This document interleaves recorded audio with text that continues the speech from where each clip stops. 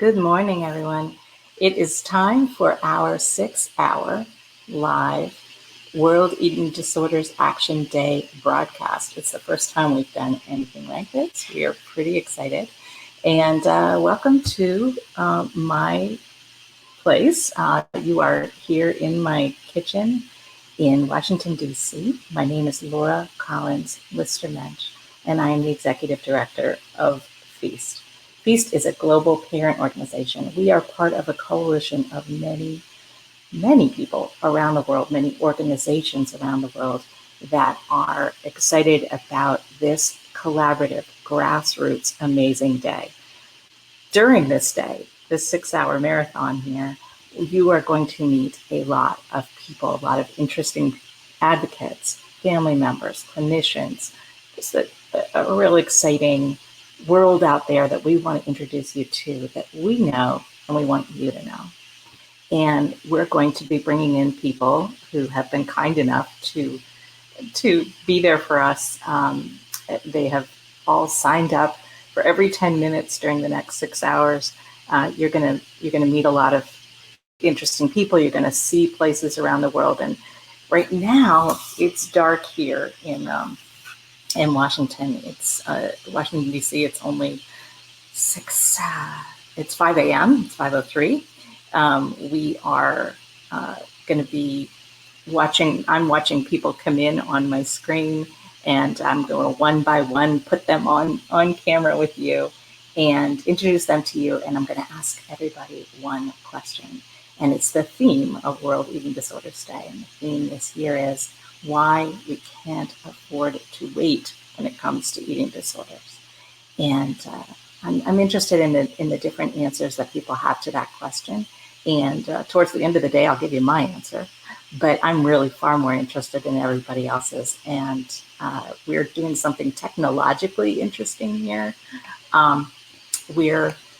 It's pretty simple what I've asked everyone to do. I've asked them to wear their purple, and this is my purple, my double helix dress to symbolize that eating disorders are a real brain disorder. They're a treatable brain disorder, and that they are genetically linked. And so this is a dress I wear. It happens coincidentally to be the color of World Eating Disorder Awareness Week, Day. Is purple.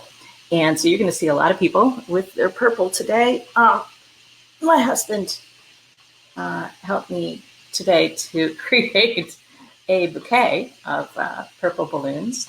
We're going to have fun today. Eating disorders are a serious disorder, a serious brain disorder, and everyone you're going to meet today has been affected by eating disorders in some way. A family member, a supporter, the person themselves who has suffered from this disorder, clinicians, researchers, and we're going to show you some videos. We're going to get some live feed from people who are doing events, and I'm also going to show you some of the world of eating disorder advocacy and treatment by showing you some really cool videos from our event recently in New York City, where we had dozens of speakers. So you're going to see some of that. You're going to see the Twitter feed. That's pretty exciting. You're going to see the Facebook feed, also very active today. It's an amazing day. It's the end of the day now in Australia and New Zealand, where you're going to meet people pretty soon. The reason we did 6 hours, we decided to do 6 hours, is because we are a global organization, and this is a global effort, World Eating Disorder Action Day. And this community spans a lot of time zones. And in order to have an event that actually would be able to greet people during waking hours in almost all of our time zones, we decided to do a stretch of 6 hours. So it is the end of World Eating Disorder Action Day. It's the very tail end for our friends in Australia and New Zealand. It is the beginning of the day for me here on the East Coast of the United States. And you're going to see people in Europe, you're going to see people in Singapore, you're going to see a whole lot of people today. But we wanted to welcome everyone in one long span. And so it's going to be a little challenging. It's going to be fun. We're going to be hoping that you are jumping in and being involved while we're doing it. And I just want to say hello to some people that have already joined us on Facebook. I see Denise, who's going to be one of our guests. I see Maria. I see Helen. All three of you are going to be guests here today. I also know that Nikki is in the wings right now. I see you and you see me. I know we're going to see Belinda in a minute, and we're going to see Denise. So let's just get started. I'm going to first call in Belinda because I know it's latest in your day. Belinda, you ready? I think she's ready. Okay, here we go.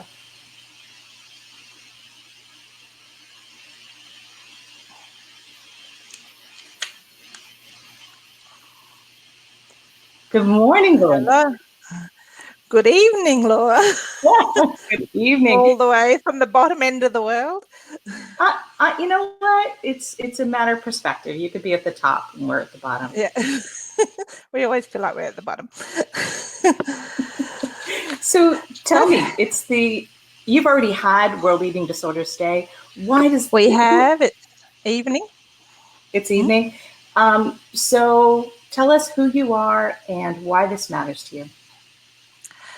Okay, so I'm Belinda Caldwell. I have many hats that I tend to wear. I guess primarily for this purpose here, I am the Vice Chair of F.E.A.S.T. So I've been involved with F.E.A.S.T for a number of years now. I've also been on the board of Eating Disorders Family Australia, and I also work for an organisation called the Victorian Centre of Excellence in Eating Disorders as a carer consultant. So you've got a lot of hats. I have a few hats that I'm wearing, which give me, I guess, a unique perspective at times. So yes, no. So what was the question? You were asking why I want to say something today? Well, okay, so the question of the day, and what I'd like to get from everybody is, the theme of World Eating Disorder Action Day is we can't afford to wait. What does that statement mean to you? I think it means a lot of things, but when I was thinking about this, for me, I think the journey of caring for someone with an eating disorder has lots of moments in it where you can't afford to wait. But one of the ones that really means a lot to me, and I guess with some of my different hats in particular, I've done some particular work on, which is early intervention, which is about getting that diagnosis in the first place. Yeah. And I think the key thing is, the key message, if there was a single GP that logs onto this or a single healthcare professional that watches this, it's that message of not watching and waiting when there is even a slight index of suspicion that this is an eating disorder. I think parents, that we have really strong research which shows that parents will take a while, if it's a young person, parents will take a while of going, is there something off? Is there not something off? And so it'll be a while before they actually go, no, this is something I need help with, and turn up to a GP in our country.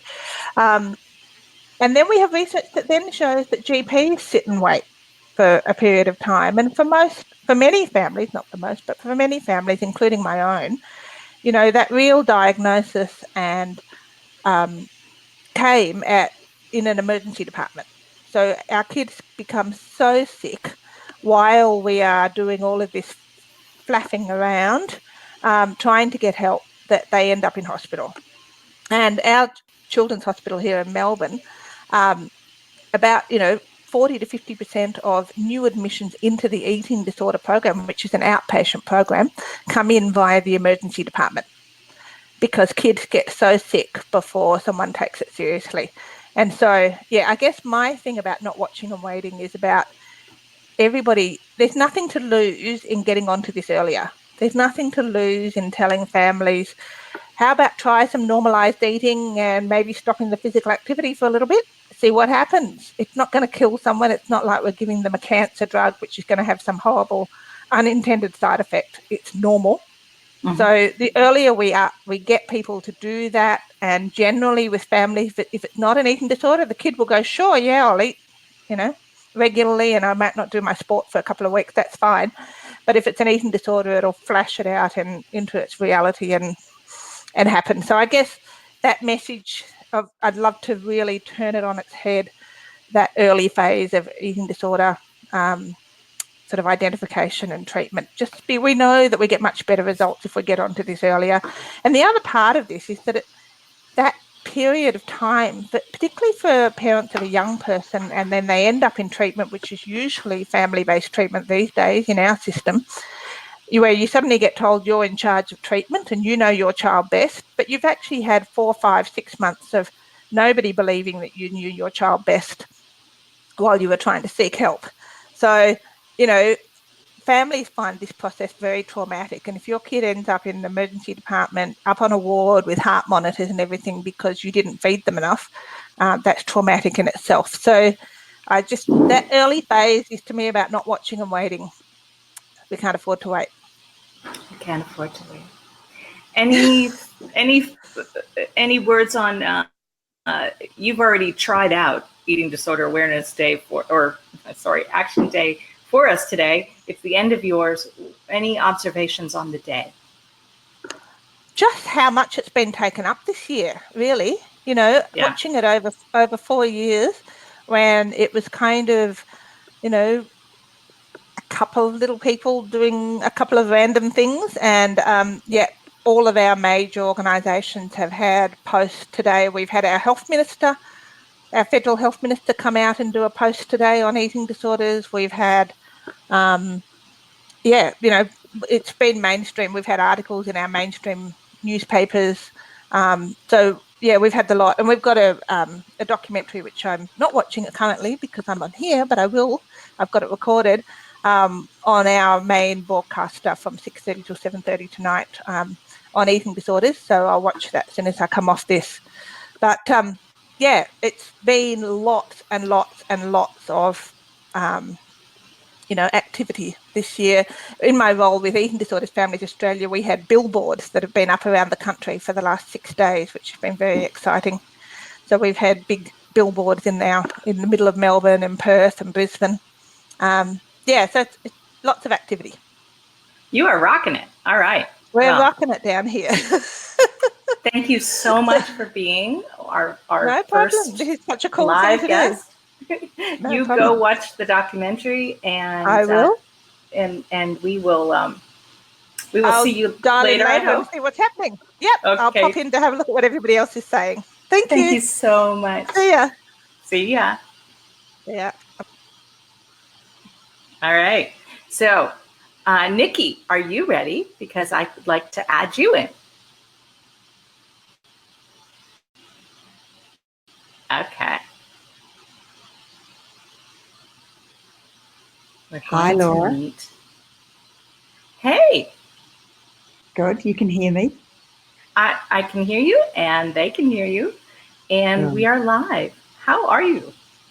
I'm great. I'm really good. Speaking to you from New Zealand, where in fact it is later than it is in Australia, where we are 2 hours, where I am, I'm 2 hours ahead of Belinda. So it's 9:15 p.m. here.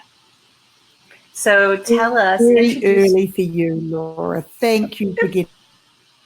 That's okay, because my husband made me my coffee first thing. I am ready for this day. Nikki has been to my house and had my husband's coffee, so she's aware.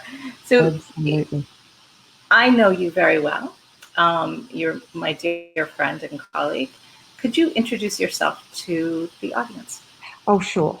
So I have the honour currently of being the chair of F.E.A.S.T, which is a really wonderful experience. And it is an honour because the work that F.E.A.S.T is doing and under your leadership, Laura, is just fabulous. And I love that the global nature of World Eating Disorders Awareness Day, that it is global, that it's international, I think is so important.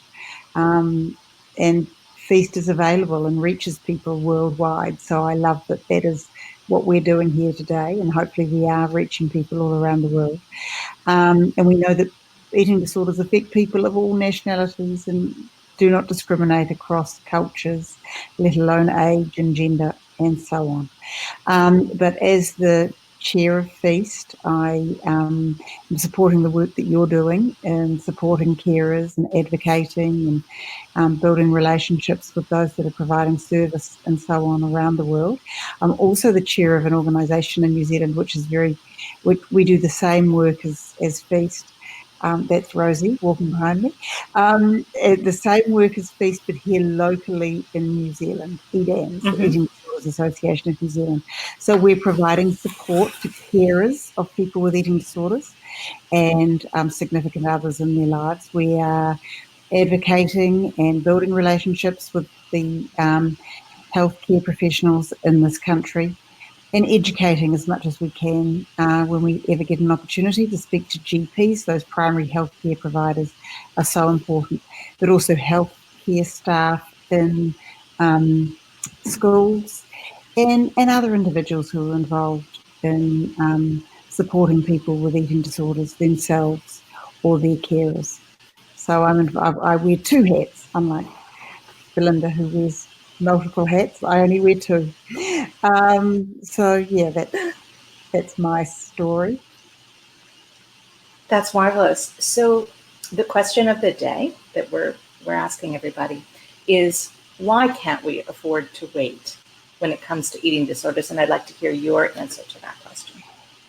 My answer is really pretty simple. We know, the experts tell us, and from our own experience, Laura, yours and mine, and working in the roles we've been in now, I've been doing this for 10 years, and locally and around the world, exposed to individuals and their families suffering so badly from eating disorders. And we know, the experts tell us, and we see it, recovery is possible at any age and any stage of the illness. And like any illness, diagnosis and evidence-based treatment is needed for full and lasting recovery. And we can't wait. Let's diagnose and treat.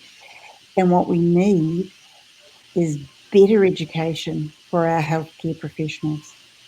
Right. Clinicians at every level and across disciplines need to understand how to recognise and diagnose an eating disorder and to know what treatment is available, because it does differ from area to area.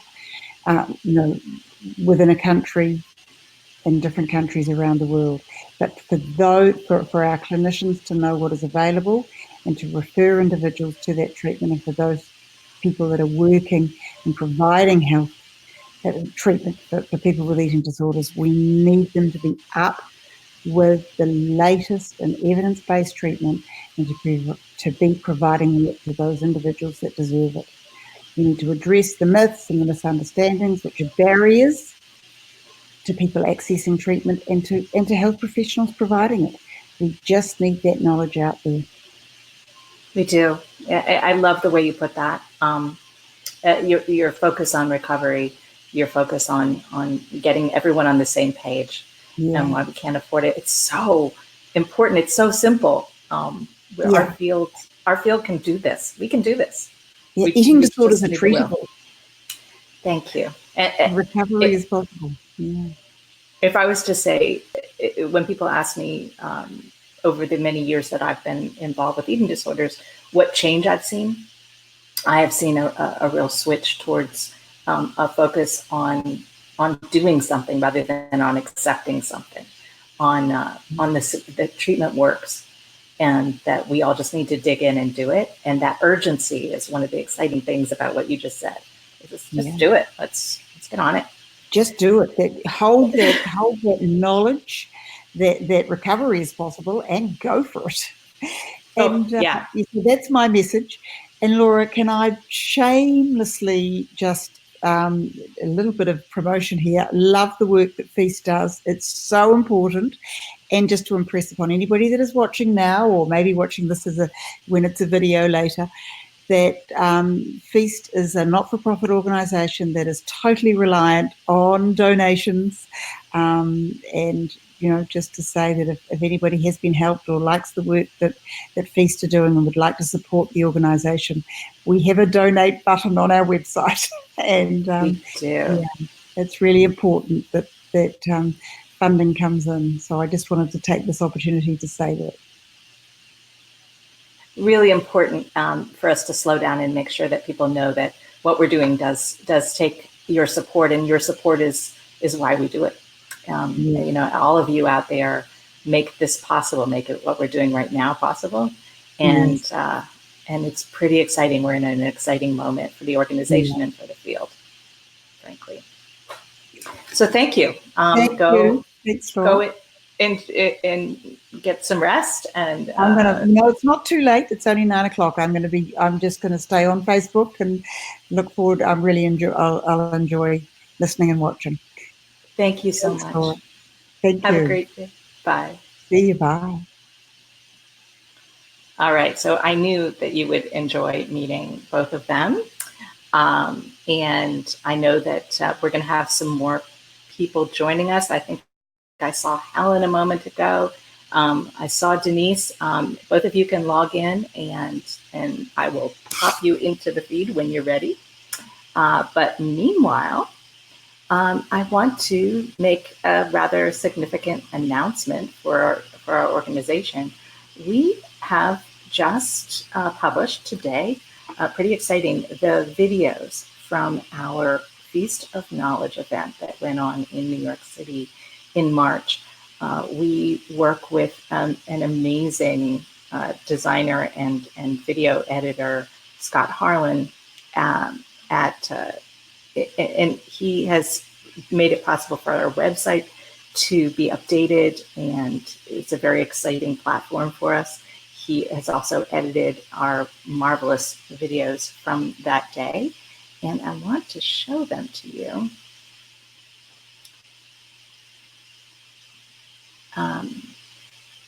Here we go. So I think you can see on the split screen here that we have uploaded quite a few videos. And I'm going to encourage you to go on over there and to watch them.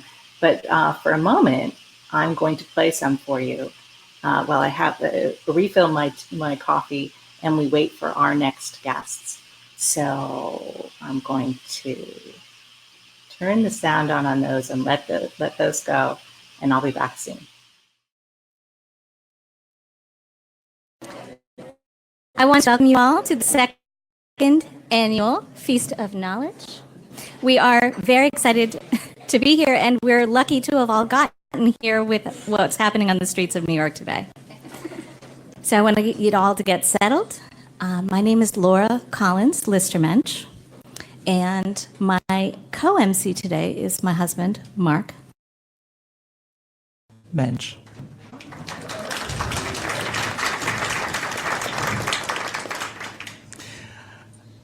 We're excited to use this space. We're very grateful to Caveat for making this available to us, and I hope you're all comfortable. I hope you all know where rooms are in the hallway.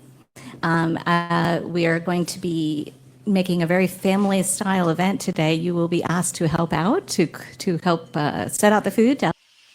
Okay, well, these things happen. Our video feed has frozen a bit, so I'm not going to make you watch a frozen screen. I think it's time to introduce you to someone new. I want to bring in Helen. Helen, are you ready? Yeah, she is. All right. Okay.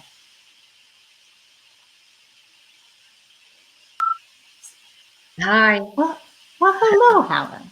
Hi. So I'm so glad you're with us, and I would love you to introduce yourself and tell us why this issue matters for you. So my name is Helen Misson. I'm in the UK. I'm actually based in Wales, which is just on the west side of England, if you like, but is a country in its own right.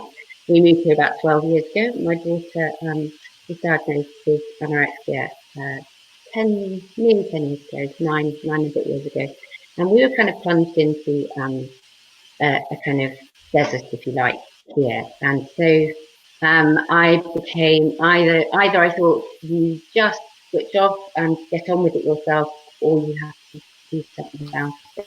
It was why I'm now kind of an advocate and political activist for change here in Wales, but also in the UK, and also with F.E.A.S.T across the world. So F.E.A.S.T has been instrumental in what I've been sort of doing and been called to do and taking part in. Does that make sense to you? It is, and we are so proud to have you in our community and as one of our really active advocates within F.E.A.S.T. You're doing amazing work on the ground, which a lot of people involved with F.E.A.S.T are, and I really am so pleased to introduce people to you.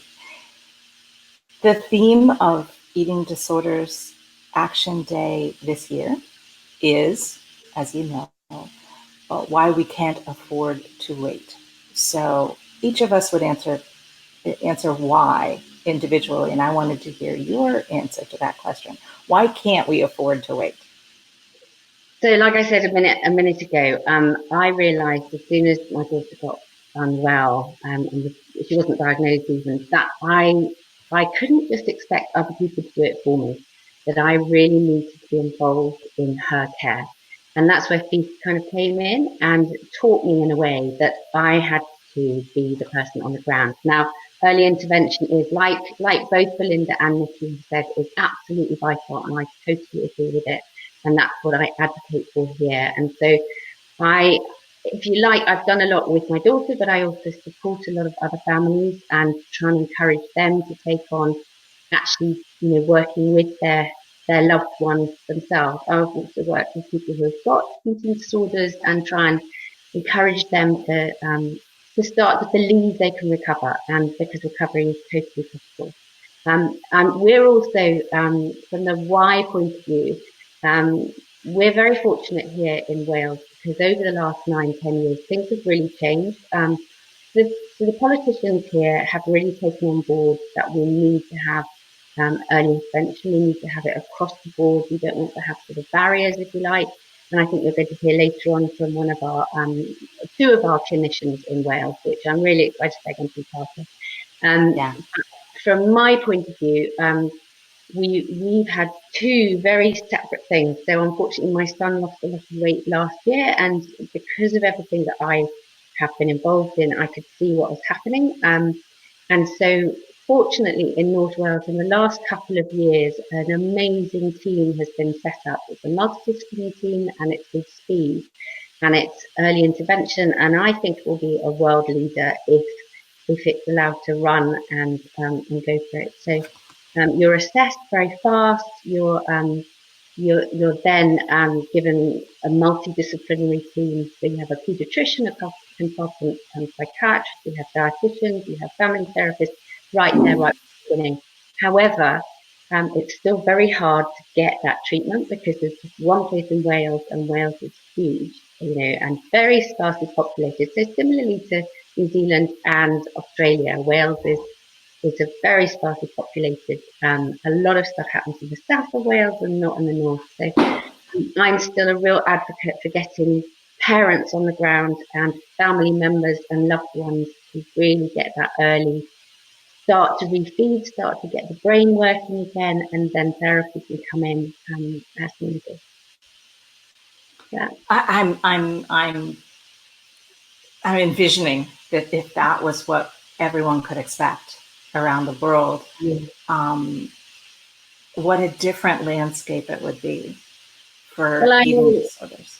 Yeah, absolutely. And I know because we're the same family with the same genetics. I've been involved in, as you know, in Charlotte's Helix, which we set up here in the UK, in honour of our dear friend Charlotte, who died. She kind of left us at the creek with only a paddle to get it off the ground. And we miss her massively over here in the UK because she was a great advocate. But we got Charlotte's Helix with Simple Helix off the ground and looking into genetics of it. So as a family, we know our genetics are more predisposed to eating disorders, but we have one child who unfortunately is still having treatment. She's totally wanting recovery. She's really working hard at it and doing really, really well. And you wouldn't know, state of mind is I always talk about state, not weight. And I think you'll hear that clinicians here, when they come from Wales to talk to you later, we'll talk about it because it's one of my mantras, which has come from these, and they've taken it on board here. So we've got a daughter who unfortunately is still a little bit entrenched, but really working towards recovery and totally believes she will be completely well eventually. And a son who just skirted the edge of it, got a kick up the backside and is out of it, completely and utterly recovered within it for a matter of months and then gone. And so I know that early intervention absolutely works, and we are a carte blanche family that say that. So yeah, that's one of the reasons I do what I do. That's beautiful, and it illustrates some of what we're talking about with the genetics. Again, my genetics. You're a lovely genetic top, yeah. 53 to 83% of the risk of developing an eating disorder is genetic. They run in families. If we're equipped as families for one intervention, it makes us stronger for other interventions in our immediate family and in our extended family and in our communities. And it's very exciting what you and your family are doing. Yeah, I mean, family-based treatment has been the way that we've done it. I also learned massively, read up a lot. I've just had an interest, I suppose, in trying to work out how to help with recovery, really. And by doing that, I think other families will follow the way. So hopefully things in Wales are improving, and lots of people are involved here, and it's great. And having the clinicians really believe in families here, a few of them, it's just been monumental to have that support. I'm not saying it's fixed yet by any stretch of the imagination, and I'm sure Louise and Jacinta, when they come, will tell you their frustration. It's an ongoing process across the world, but I really feel that days like today and our ongoing activism and advocacy in FE.A.S.T, which, we do it all voluntarily, and I think that has to get across, that we do this voluntarily. None of us get paid. I mean, we have in FE.A.S.T, we have one paid person here, and we've just taken on a new person, and actually, any contribution from people is just so important, however small or big, because without it, we can't carry on. And FE.A.S.T really needs to, because people like me were totally under-resourced when I first hit this running, and now, clinicians without blowing my own trumpet would say about you and me, Nikki, Belinda, other people involved in these, that we are experts in our field, and we are. And I think we should be proud of that. Oh, I so agree. And I love that we do what we do from our kitchens, from our laundry rooms. I'm not today. I'm in my dining. We often talk from our beds, and we're a wonderful community that does things frugally. As you can see, not we are doing this kind of in a scrappy way. We don't print up pens and gewgaws. We're really here to help each other in our communities, as you've spoken of, and at a global level, and we interconnect. And today is about interconnecting. Thank you so much for spending part of your day with us. Yesterday. It's been lovely. It's the morning here. It's quite a reasonable time here. It's 25 to 11. So I've got my cup of tea. I've had my breakfast a long time ago, and I hope you get to wake up soon. Bless your heart. I am fortified, thanks to my husband Mark, and we're just gonna have a really great day, and I hope you'll be alongside. I'm gonna ask you a favor and others who are watching. So this is technically kind of an interesting thing, is that you logged in on one of your devices and came to Be Live, where you got to be a guest. because I'm broadcasting, I can't send this message out. But could you do me a favor and go back to Facebook after we hang up? Yeah. And others who are listening, if you wouldn't mind. And you can put the link, the Be Live link, into the feed. I'm welcoming anyone at this point who wants to join the feed. You will be live and it will be recorded. But if you'd like to join us today, Helen's going to go into Facebook, and others can put in, and they're going to put in the link to join us here live, and we will make you part of this really historic event. Very quickly, it didn't work on my iPad, so it's worth just knowing that it works better if you're doing it off a laptop. So I've been connecting with people here who are going to do it, and they were on like iPads, and I was up trying to work it out overnight, and worked out that actually iPads don't seem to do it. So unless your iPad's super swish, I'm not sure that you can do the live, like the Be Live bit, but I will certainly put it up for you. Yeah, thank you. Just put that link in there for the first half of the show. Anyone who wants to get on, and yes, I think it's probably best to do it from your computer browser.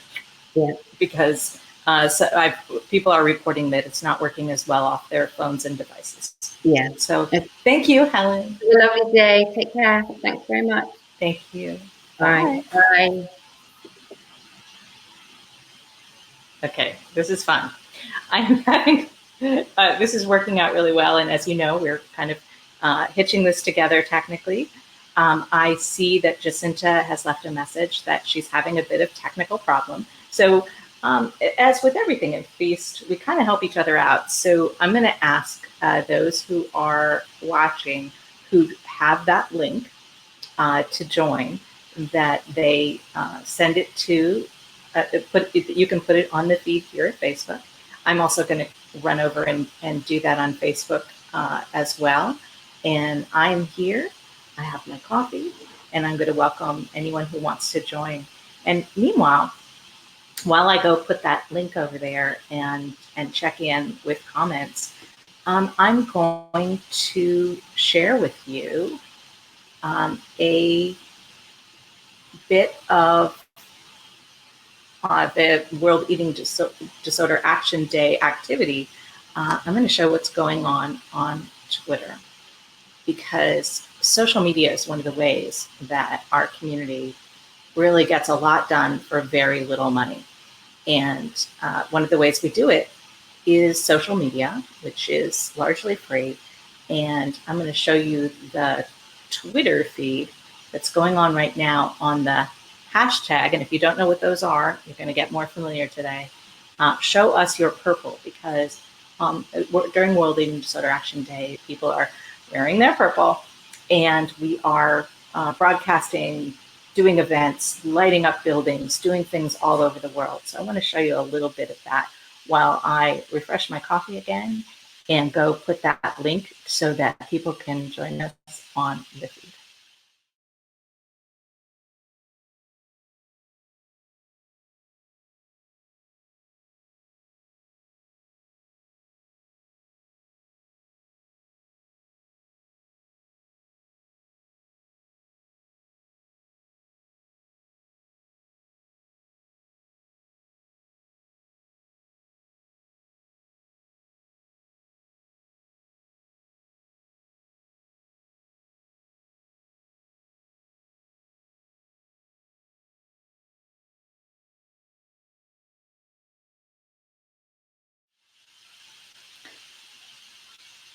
Hi, I'm back, and we have posted for guests to join us. And I think I saw Samantha a moment ago. Come on back. We would love to have you. And Samantha, I love what you just said. I'm going to post it here, that you're going to be trying to join us for the whole event. I am so excited to have you alongside. I can see all of you who are viewing and coming and going. I can see your reactions, and I love your comments. And if you comment, I will try to get it on screen as well. I'm going to also be showing you some videos that we've got going, and they've been sent to us by many people around the world. people that have gotten involved with what we're doing. And I'm going to show a couple of them to you as we go. And I also want to put here on the screen the link. It's a little complicated, but so that you can see it. So that is the link, if you don't mind typing it in, for you to join me here live. And I see that Jacinta has arrived, and I'm going to add her into the feed right now so we could talk with you.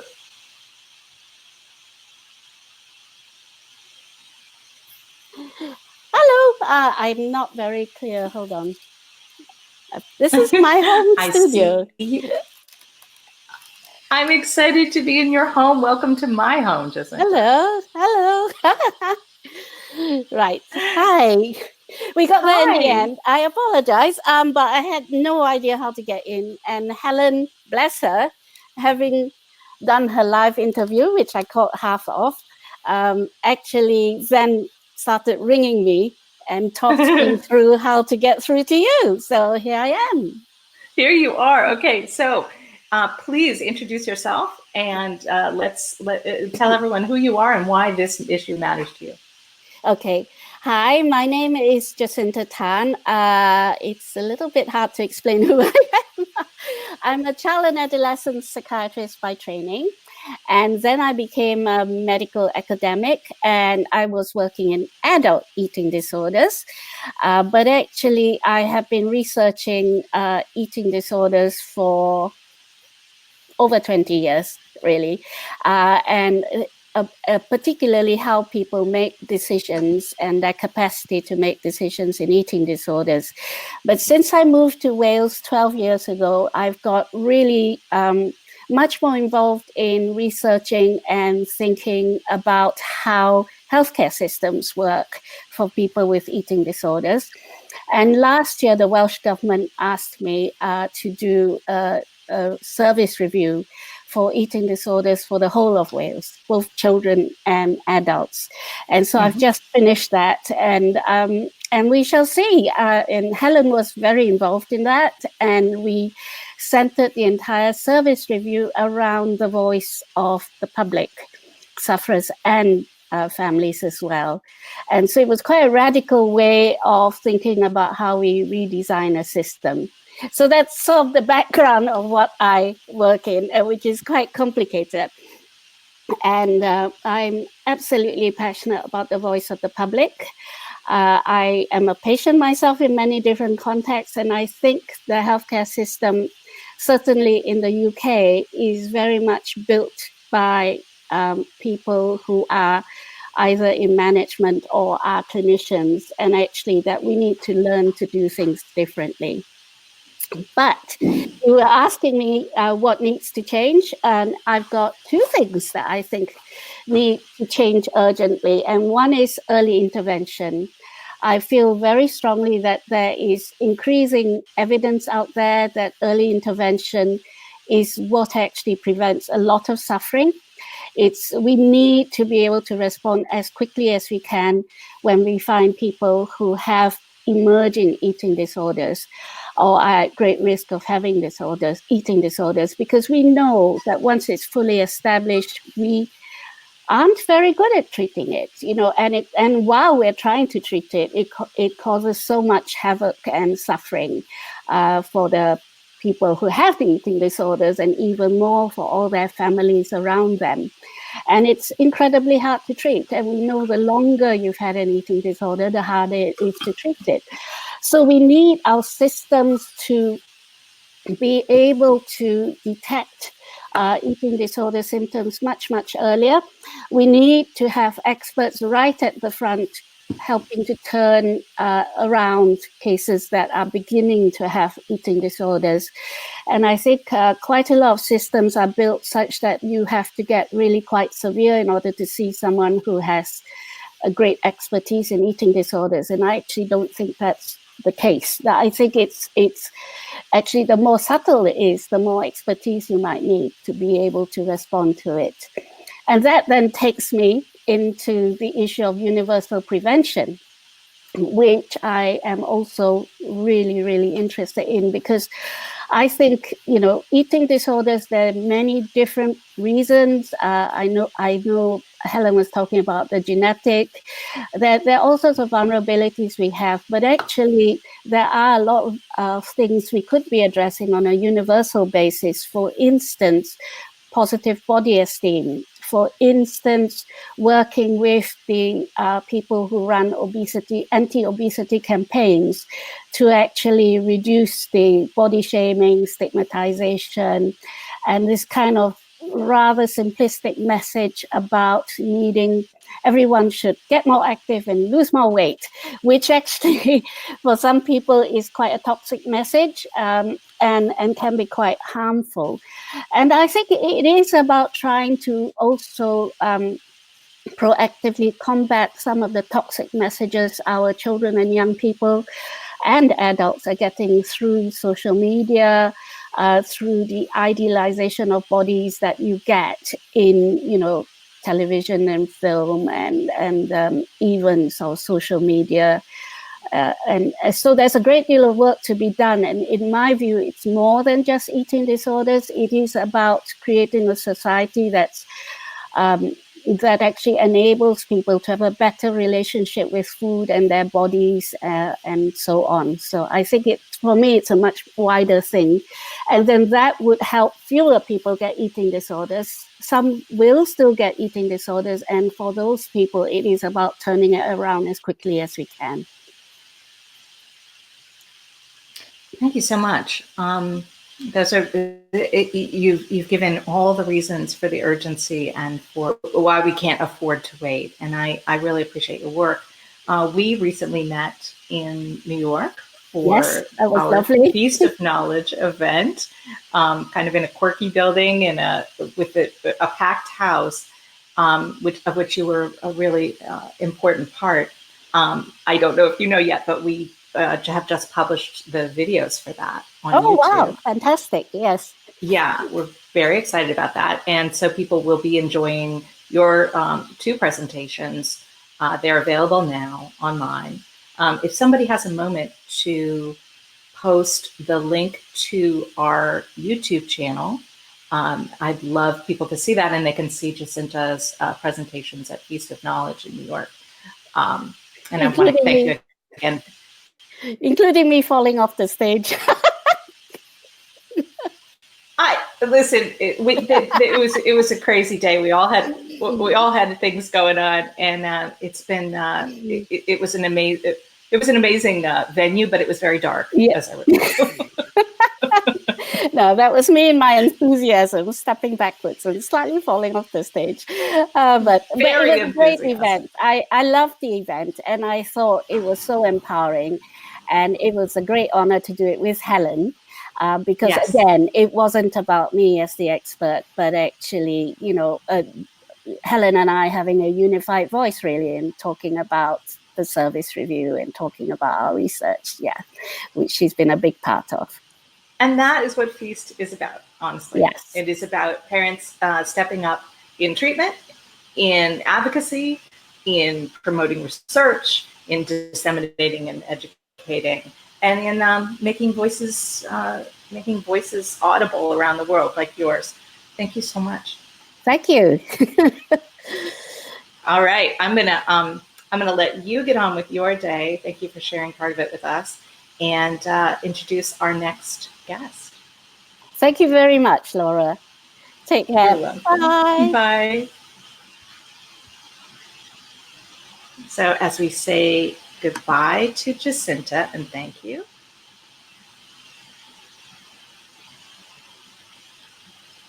Uh-oh, did we lose you? I apologize, Samantha.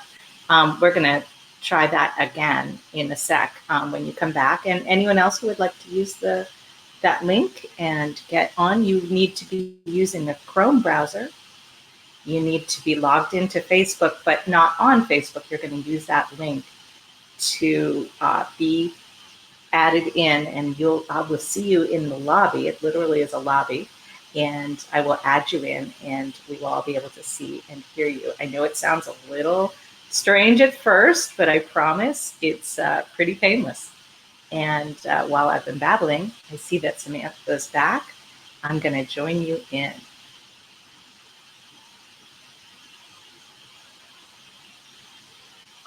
Here we go.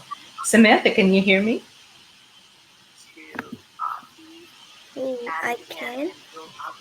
I am so pleased to meet you. I just need to get off Facebook. Okay. Take your time. I want to say that I see some lovely comments coming in. And I'm very pleased. And Jacinta, if you're still listening, there is a message there asking if you have any consideration for orthorexia. So, Jacinta, if you want to come back and type that in the comments on Facebook, that would be lovely.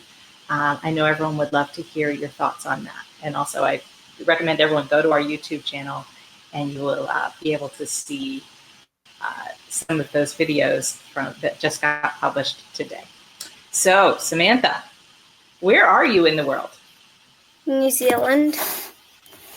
You're in New Zealand, and I'm so pleased to include everyone all around the world. What time is it for you there right now? Nearly 10 o'clock. Mm-hmm. So, did you do anything special for World Eating Disorder Action today? There wasn't really any events in New Zealand, unfortunately. But my mum, my cousin, and my family, we all wore our purple ribbons. Wonderful. Well, and did it feel good to be connected to others on this topic? Yeah, and I'm really excited to have this live stream so we can feel more connected. That is why we're doing it. So tell us why this issue is important to you. Well, as a struggler myself, for the past, at least 15 years, just the whole concept of how eating disorders can't wait, early detection, I think a lot of my struggle came about is that it wasn't detected early. And so I went for a long period of time where I didn't have treatment. And it wasn't until you got super sick that you then got the treatment. That's all too common. So that may be your answer to this question, but let me ask, why can't we afford to wait when it comes to eating disorders? Well, one, that the health consequences, like the damage you do to your body is so long lasting that, yeah. And I think a lot of people who fall into an eating disorder, definitely not a choice. They don't really know. They think they're invincible and they're like, this is never going to happen. You hear that these people have passed away or this person, like, I know when I got unwell, I was quite unwell. So, and social media wasn't a big thing or anything like that.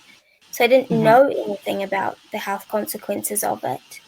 And now, yeah, it can't wait because the damage can be permanent.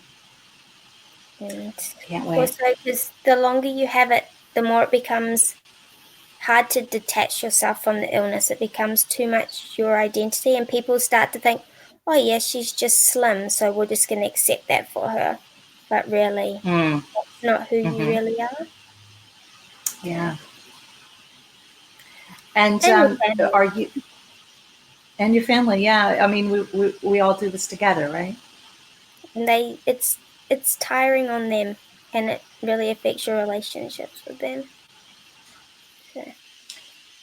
Yeah, as a mom, I totally relate to what you're saying, and I think we all need to do a better job to support families and to support those struggling with eating disorders and to support your advocacy.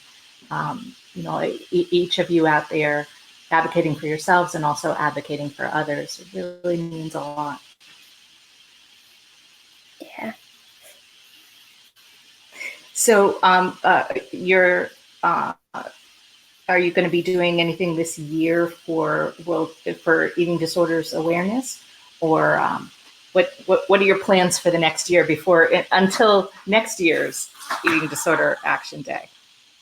I think my mum said today that she really wants to plan something for next year. And I think Really? we weren't quite as prepared as we could be this year. We've had a lot going on. And I was like, when I saw the notification that it was coming up, I was like, oh, there's like nothing around Auckland or New Zealand that is showing us that this was happening.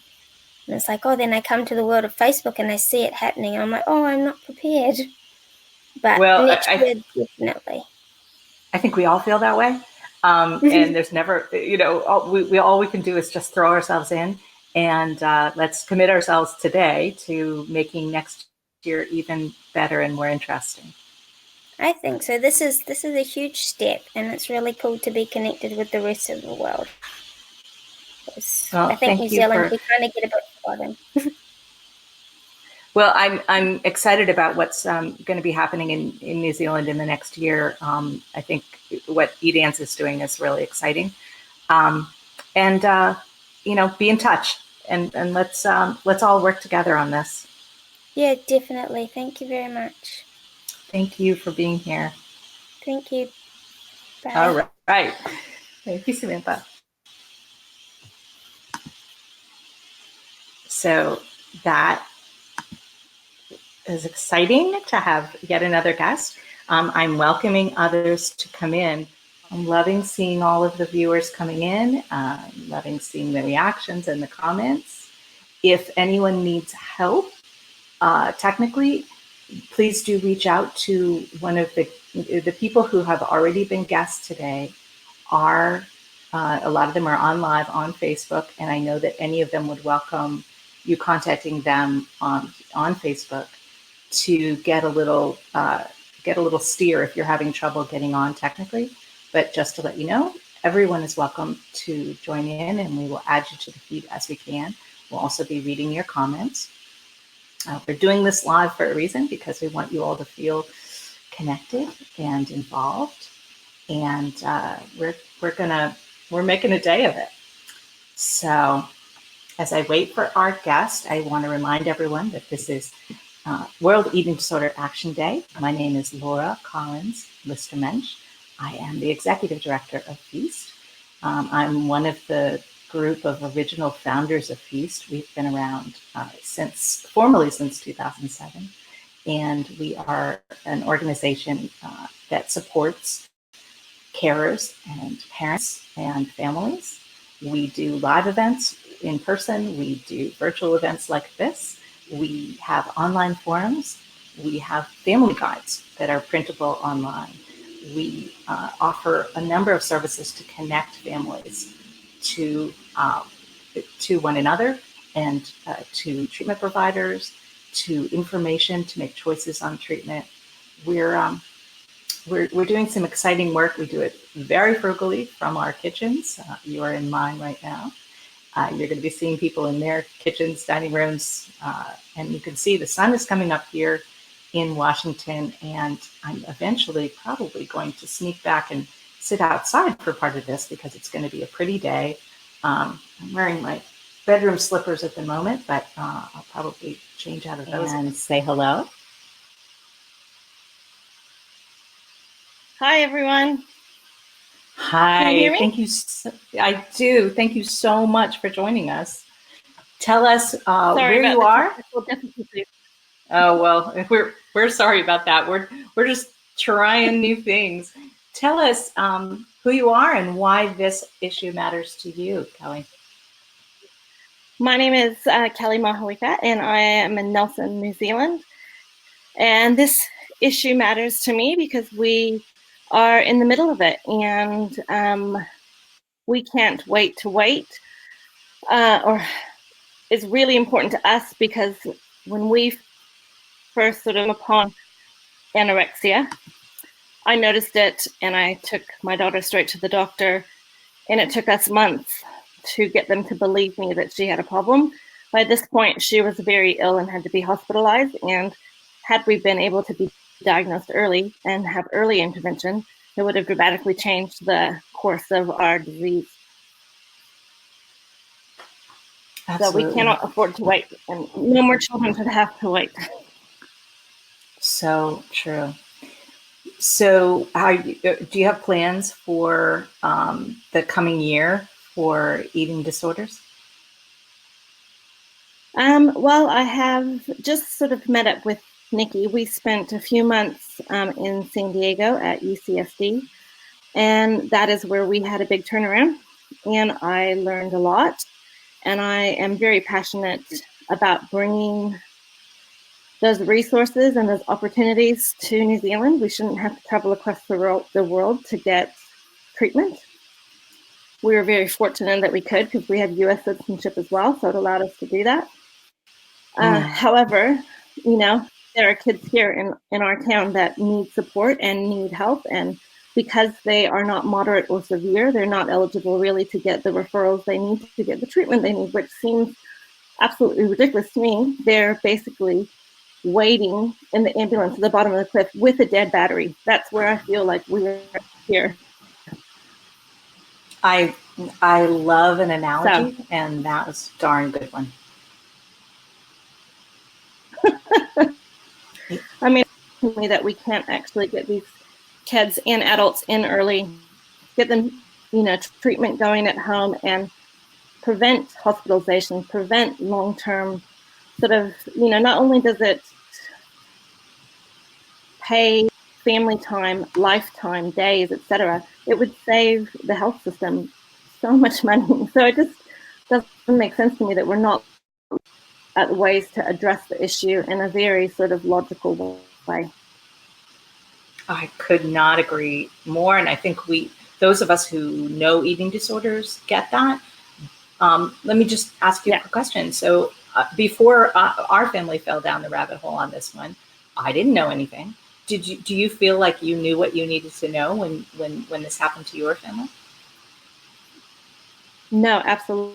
Now, I think ours started typically like first she started getting healthy, quote unquote, healthier with her food, and she was always an active kid anyway, and we just sort of thought that the growth spurts were happening.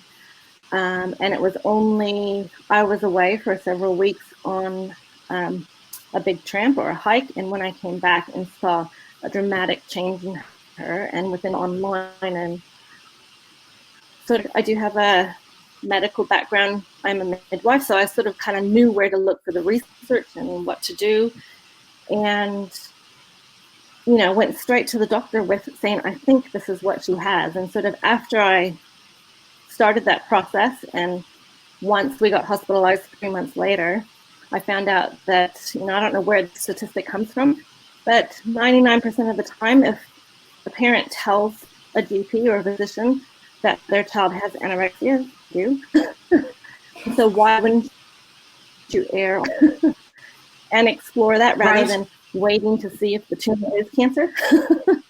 You know, that sort of analogy made a lot of sense to me. Well, yeah, it looks like melanoma, but let's just wait and see how it goes. That was what basically we were being told. Unimaginable. Yeah. Absolutely. Yeah. So my whole fear is to try to help as many parents as I can, you know, by just supporting them and then beginning to spread some knowledge about early diagnosis. I love it. Thank you so much for what you're doing, for your advocacy, for joining us here today. And I hope that by this time next year, by World Eating Disorder Action Day next year, that we've all pushed things forward, you know, as fast as we can within a year, and that we're having a slightly different conversation next year. How's that? I'd love that, and it's very nice to meet you, and thank you for all the work you do. It's an honor, and it's an honor to meet you. Yes, same. I'm sure we'll see each other again. Take care and have. Oh yeah, definitely. I'm off to bed. Thank you. It's the end of June. Go to sleep. Here. Bye. Yes, it is. Right. And thank you. Bye. All right. That's we've had yet another marvelous guest. I'm welcoming more of you, and this is turning out pretty well technically, even though it is a completely new thing we're doing. I want to welcome anyone who wants to jump in, to hit that, be on your Chrome browser, click on that button, and I will be able to see you and add you in as you wish. You will be on the live feed on our Facebook page, and it will be recorded, and we will get your message out to the world about why we can't wait. I'm going to point again to the how you get in to be live. That's the link. I know it's a pretty complicated link, but there it is. And it's also down below in the comments. I want to also say that on our website, on the F.E.A.S.T website, we have a page where you can watch this broadcast live today. There's actually going to be 2 videos. One is for the first 3 hours, and the second is for the second 3 hours. So there are going to be 2 videos because Facebook only allows us to do 4 hours at a time, so they split it up. If there's any confusion right in the middle part there, I know everyone will help each other find the second link. But if you want to just have one page in front of you, you can go to the events page on the F.E.A.S.T site.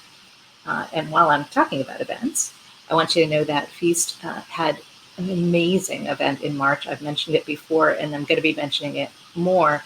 On our Facebook, on our YouTube channel, you can now see the videos for the entire day. It was a day completely filled with science and families and techniques.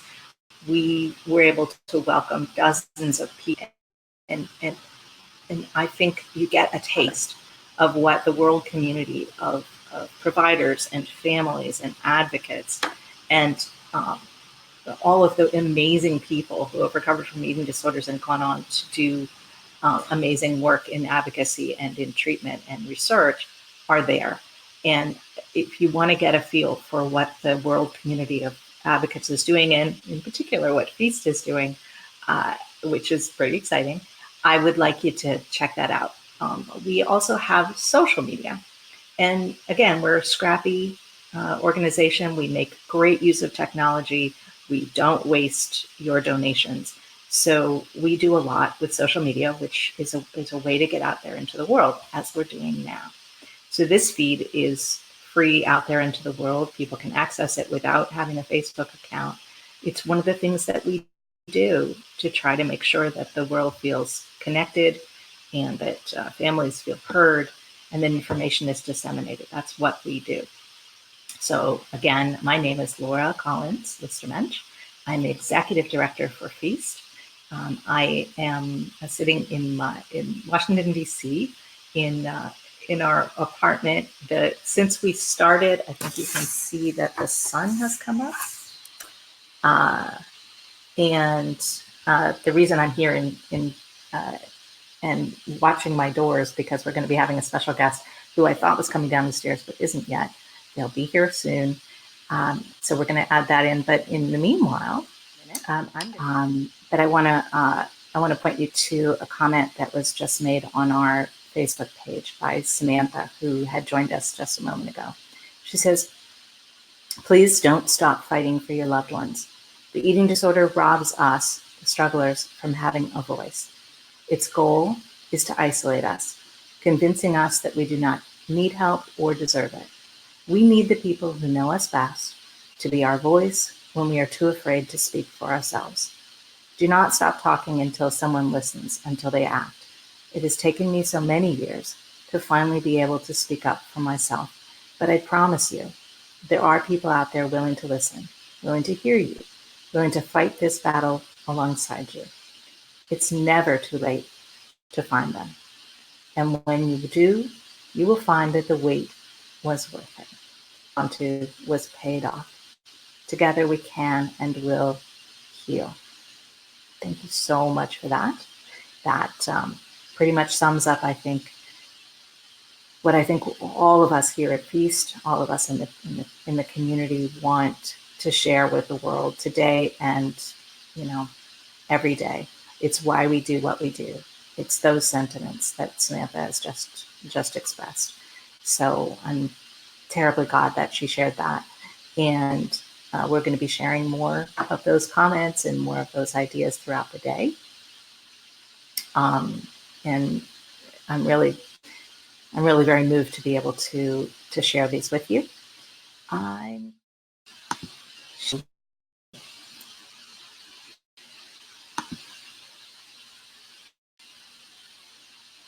World Eating Disorders Action Day page. As you can see, the countdown is over. It is World Eating Disorder Action Day today. And hold on while I add that. Sorry about the slowness of how this all works, but there you are. That's the page for World Eating Disorder Action Day. This is the 4th annual time that this is going on. It is an entirely grassroots effort. It is many organizations around the world. I want to show you some of that.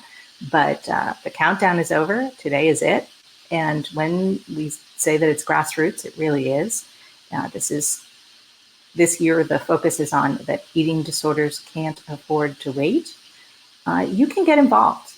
So you can see here, getting involved is what this is about. And there's also a pledge, and we hope that you will the pledge. This is not an event that is about any particular organization or any particular country or any particular eating disorder.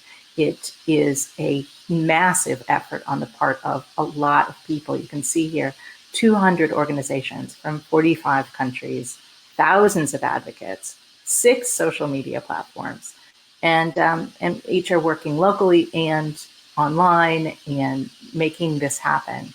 And there's a lot of social media involved. So you can see that World ED Day, that account is one that you're going to want to watch and you're going to want to follow on Twitter.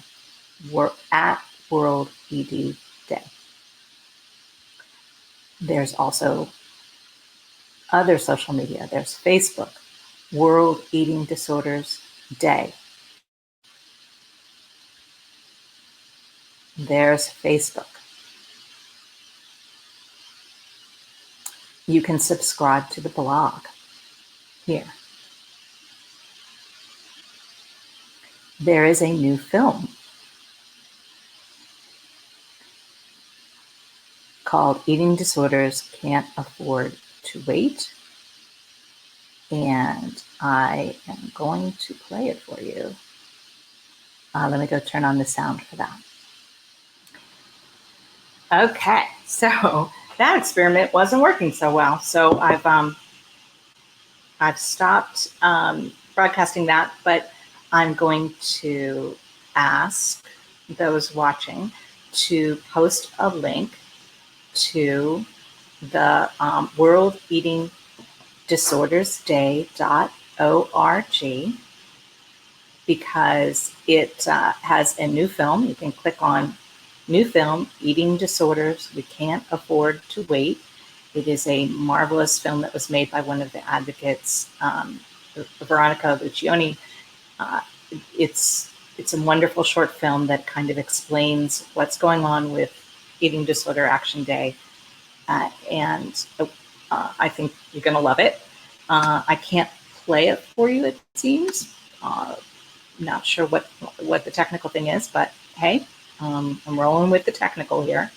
So let's turning that part off.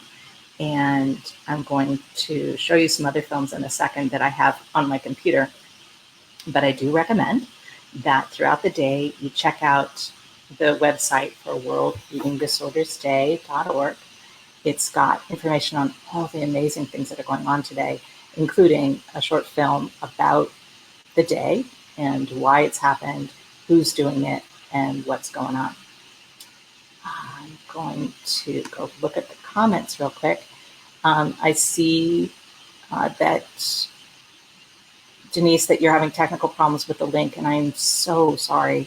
I really apologize for anyone who's trying to get online, and we're discovering the problems as they happen, and we learn from every time that goes on. So I'm grateful to each of you for finding the bugs in this so that we can do this better. next time and every time. We are live on Facebook. We're also live on our website. So there's an event page on the F.E.A.S.T website, and that's feast-ed.org. That is where you can watch this feed live throughout the day, and there'll actually be two. We're going to switch over to the second one after the first 3 hours. I want you to check out our site because we also have videos there from our conference. And I hope someone will link on those videos that just got published today. And on our YouTube channel, if somebody would post that would be super. I can't access both at the same time, and I'm alone here. So I'm looking forward to those being posted so we can share them. There's a lot going on today. Bridges and buildings are being turned purple throughout the world. There are live events on Facebook. There are going to be live streams of various sorts. There are meetings. There are events. There's a wonderful event going on in Durban in a supermarket where an advocate is giving out materials on the 9 truths. And I hope that you will all check out the 9 truths about eating disorders. What I find exciting about this work is that when our family fell down the rabbit hole on this, and that was 15 years ago, it was very isolating. There was very little optimism around eating disorders. It was very much about accepting and despair, and that was really scary. Now, eating disorders are scary no matter what, but what I really like is that we've reached a point where we take this illness very seriously, but we also treat it as something that can be addressed. And one of the biggest assets any family has and any person suffering has is that there's more information available. And what F.E.A.S.T does, and what F.E.A.S.T does alongside all of the other organizations in the world, is we share information and we share optimism and we share active support. One of our emphasis is on peer support. So we really believe that when you feel less isolated and when you have other people to not just talk to, but who can get you information that's specific to what you need, that it really, really helps. So 2 of the assets that we have because of the internet is that we have 2 online forums. They're both called Around the Dinner Table, but one of them is on Facebook, and a lot of people really like using that. It's on fire. Many people utilize this resource. There's also another one, our original one, and it is called aroundthedinnertable.org. The neat thing about that one, aside from the fact that it's been around since 2004, is that forum is, you can read that one without logging in, and we feel that's important so that families can access information and read without having to get involved until they're ready and unless they're ready. So we make that accessible. And it's a huge advantage, I think, also for providers and for people in the public to be able to see the real life of what goes on for caregivers. We do limit that environment to caregivers because it's a specific need. It's not because we don't care about what providers and what those with lived experience who are living with eating disorders need. We absolutely want support for everyone, but we do focus on that forum on carers because there's very little else for us. And the role of a caregiver is different than anything else. So that forum, you get to make up the name that you want to use on the forum so you have your privacy. And that is available 24/7, and it has a moderator team that you would not believe. This moderator team has stretched for over a decade. These are experienced caregivers. People negotiate how to work on it, how to use the forum, how to get information, how to make sure that it's that a safe and positive environment, and it's mindful of the full range of eating disorders, the full range of caregiver experiences, and that it's global. And we actually call that group the Mod Squad. They are an enormous asset in this field. I depend upon them in my position as an advocate, and also for F.E.A.S.T. That team, the moderator team, deserve amazing credit. They are all volunteers. They are in many, many time zones. They support the parent community every single day of the year. And if you knew how hard they work, how dedicated they are, and how skilled they are, I wish I could show you that, but a lot of it is invisible because what they do is very low drama. It's really practical, and they keep bad things from happening on that forum. And that's how we make it a safe space for families to land. We want families to feel that supported and seen. So I do want to point you to aroundthedinnertable.org. That's part of our community. That's part of what we offer here at F.E.A.S.T. We do it on a very low budget, but as folks have been coming on to say, what we do depends on you. We need you as a volunteer. We need you as a donation. You know, throw us a little donation every once in a while, or give us a substantial donation. If you see what we're doing is valuable, know that we're doing it frugally. We're doing it for you, and we're making it available to people around the world for free. And it's pretty exciting to be involved with. We also enjoy having you on our mailing list. So we hope that you will join our mailing list and be informed when things are going on. The thing that breaks my heart is when I hear, well, I didn't know you were doing that conference. I didn't know that was going on. Well, I can prevent that if you're on our mailing list. We also have a Facebook group that you can join and be informed. We have social media. We have Twitter. We have Facebook. We have Instagram.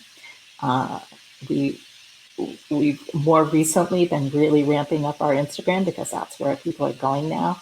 I confess I'm old and I don't really understand Instagram so well, but I'm getting there, and we have volunteers like Denise, who is just on fire with our social media. We have Kim, who you'll be meeting later. Kim is our special projects coordinator. That's a new position here at F.E.A.S.T. And she is really an amazing asset to all of us. Again, we're doing this on a budget, and you are making that budget possible. We have volunteers doing moderating, volunteers serving on our board. We have an advisory panel. Everyone's volunteers. Mostly we're doing this because you make it happen, and we are so grateful to you. So I will stop going on and on and enthusing. I'll enthuse later, but right now I'm going to look at the comments and make sure everybody's doing okay over there. Anyone who would like to follow those links and get on live, we would love to have you. And I'm going to, in a few minutes, take a little break, and we will be back after the break to show you more guests. And if you want to come on as a guest, come on in the lobby, and we'll add you in right after the break. And we're really pleased to have you here today.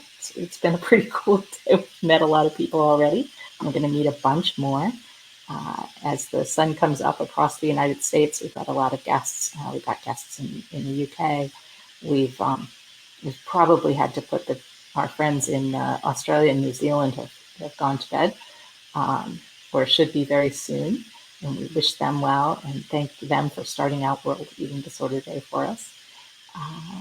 So there you are. I'm going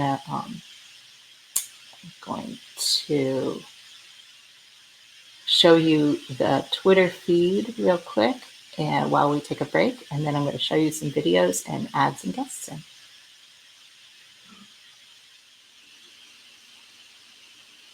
Hi, everybody. So we definitely are experiencing some technical problems. just so you understand, I'm here alone doing this, so I can't do both the tech and the hosting at the same time. So if I disappear, it's because I'm trying to solve a couple of technical things. So some people have been able to log in, but quite a few people haven't. So those of you who haven't been able to log in, I genuinely apologize, and I'm sorry that it's not working, and I really want to hear your voice. So a couple things that we could do. If you would like to make a comment in the live comments, we so appreciate that. Two, you can reach out to others who have been guests earlier in the program, if they're still awake, and to others who post below to try to talk through what might be going on with your feed. Some people have been able to get on. So if you can help each other out, that is so appreciated. Another thing you can do is you can send me a video, and I can play videos as I've been doing interspersed throughout the day. You can come to my house in DC if you're here. But we're going to try to get as many people in and as many things as we can, even as we work out the technical problems and challenges. I so appreciate those of you who've pushed through and gotten on. I want to read a pretty special comment, and it happens to be from my dad.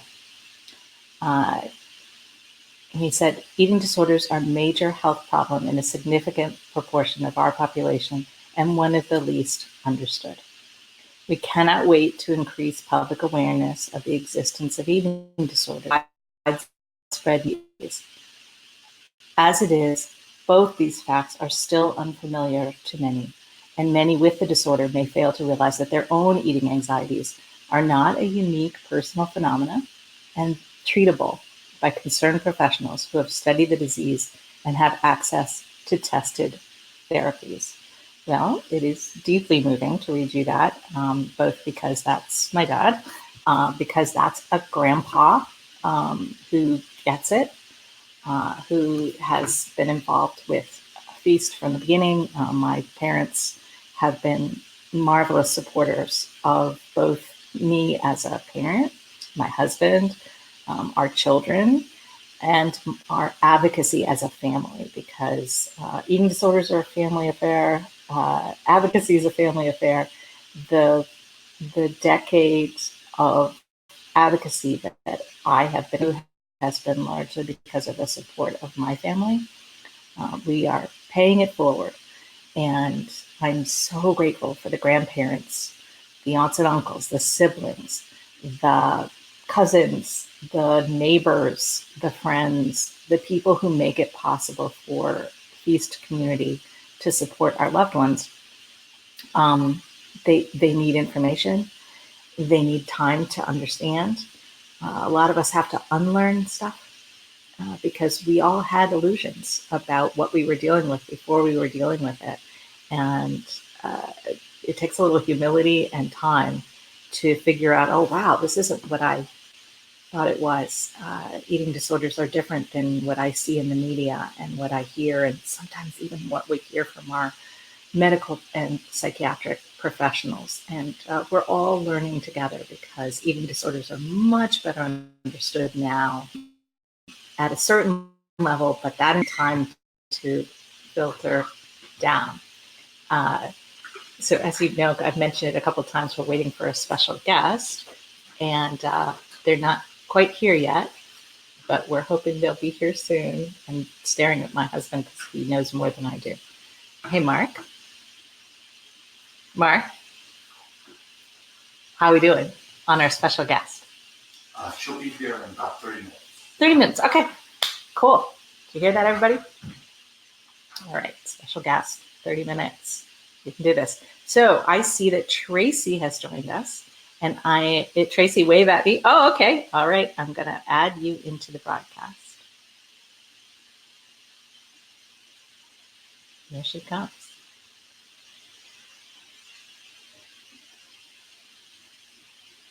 Hi, Tracy. Hi.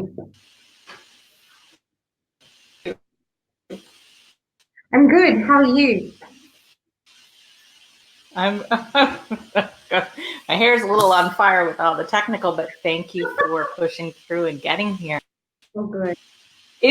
Tell us where you are.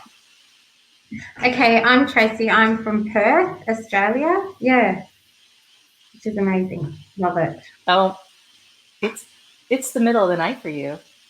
No, it's actually just after 7 o'clock at night, so it's all good. Yeah. Okay. My time zones are all confused. Well, thank you so much for being here. So, issue matter for you? Okay, I'm really passionate about eating disorders, and I have come from a lived experience where I've actually recovered, and I'm really encouraged, and I want to share and be there for others that are going through this. Yeah, I'm passionate about sharing what I've been through, and I know that it's like recovery is not like this, like a straight line. It is like this, and you've got to have people around that can just encourage you and be there for you and see you as you are. And yeah, so I want to step in. I want to make a difference. I want to encourage and just say that, you know, recovery is possible. I'm living proof of it, and I'm passionate about it. That I passion, you know, and that we're sharing it with each other on days like today.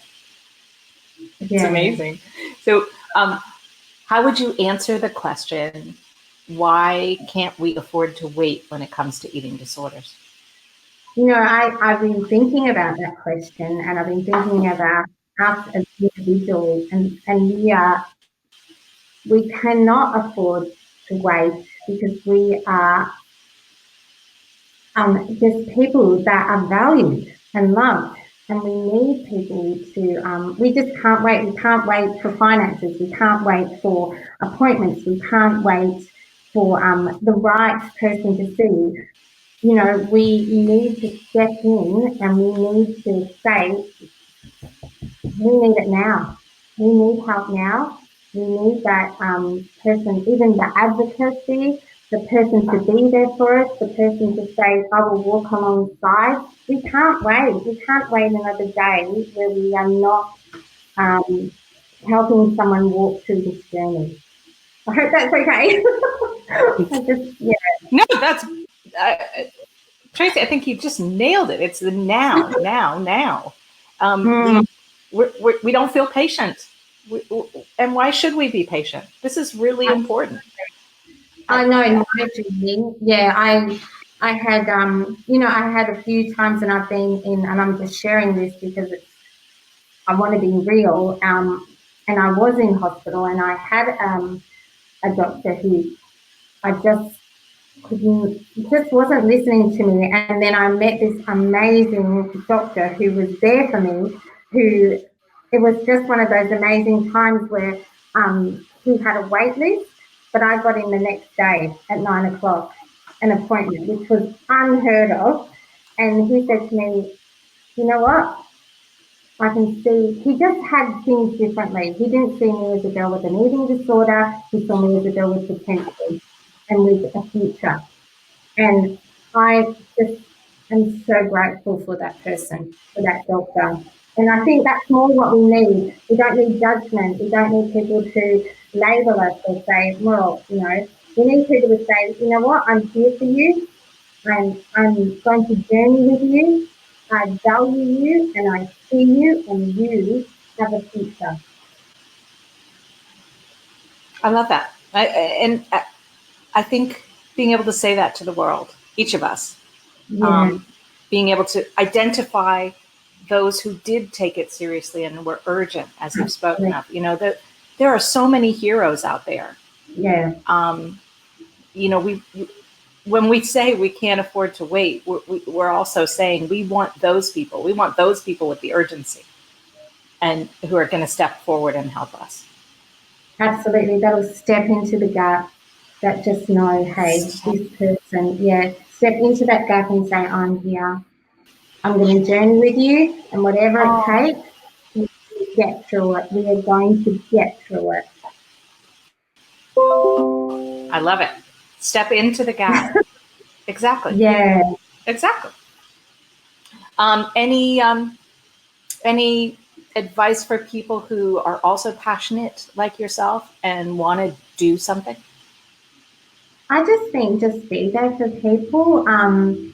I have an amazing job now, which never would have happened, but I work as a primary school chaplain, which I just get to journey with girls and just with students, and I just value them and just will just see the best in them and just want to edify them and want to encourage them and want to love. And I think that's a really important, like, to say that whatever you're doing, hey, we all muck up, things all happen, but there is someone here for you, fighting for you, encouraging for you, and loving you. I think that's my biggest thing, just to be there for people, non-judgmental, encouraging and supporting. That's my heart's cry. Okay, I love it. That's it. That's it. And I feel your passion. I'm cheering for your passion. And no, really, I that's what we need. We need to be having that passion, and that's how things get changed, and that's how this urgency that we're talking about today matters. It's like we're feeling urgent, we're feeling passionate, we're not alone. There are people like you, there are people like me, there are people. And, reach out. Just, if you can't find someone, just keep reaching out. There's going to be someone that's going to say, hey, I'm here for you. I'm going to fight for you. I'm going to be there for you. I know what it's been like. I have got through it, but I'm here for you. Don't give up. That's my little cry as well. Don't give up. Don't give up. There are people out there. Step into the gap. All these things. Gosh, thank you. Thank you so much. Thank you so much. You're so lovely. I love to be able to do more of this. Well, we are going to do as many of these as we can, of connecting people and encouraging people and cheering for your passion. Oh, so good. Thank you so much. You're amazing. I love this. Well, thank you, and keep in touch, and spread the word. Absolutely. And if you could stick around for just a bit after I say goodbye to you, and maybe in the comments, if someone's got questions about the technical stuff, you might have some insights to share. Sure, I'd love to. Thank you so much. Okay. Bye, Bye. Tracy.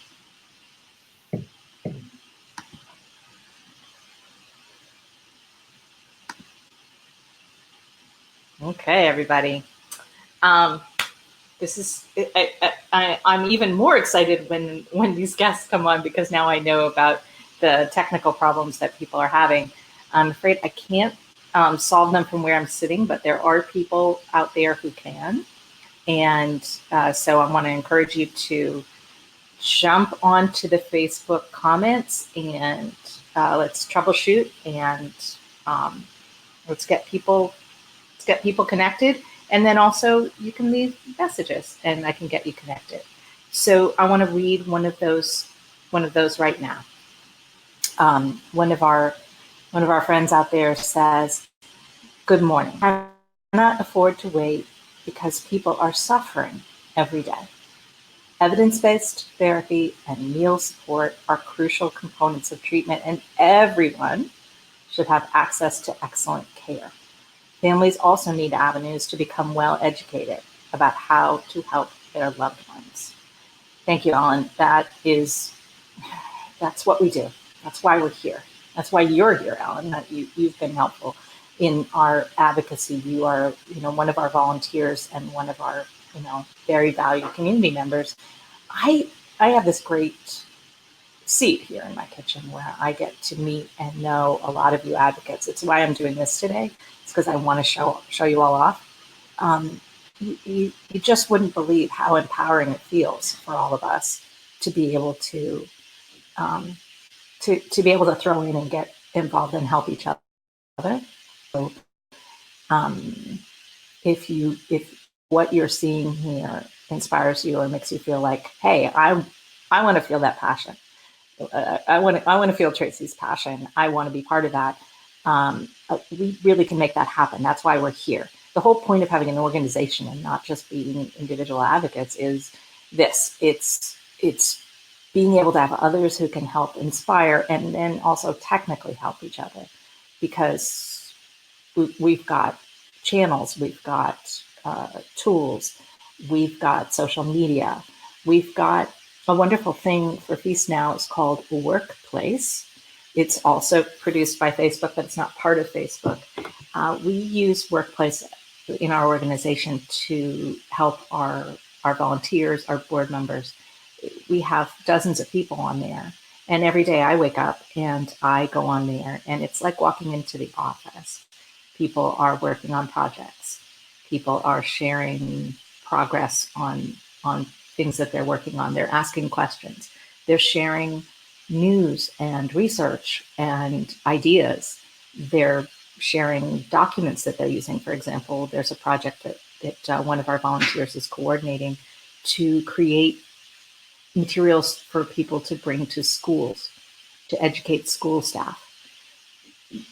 If something like that inspires you, if you want to do a project or you want to get involved with a project, we use Workplace to bring everyone together into the office. So when I virtually walk into the office every day with my husband's coffee, I get to see what's going on. I get to connect other people who may not know about one another. I post, funny pictures every day of what's going on, because there's a lot of activity going on. It be visible at all times. But if you want to get involved and be part of our Workplace community and do some of that work, there's a project for you. There's work to be done. So I would suggest that you contact me at laura@feast-ed.org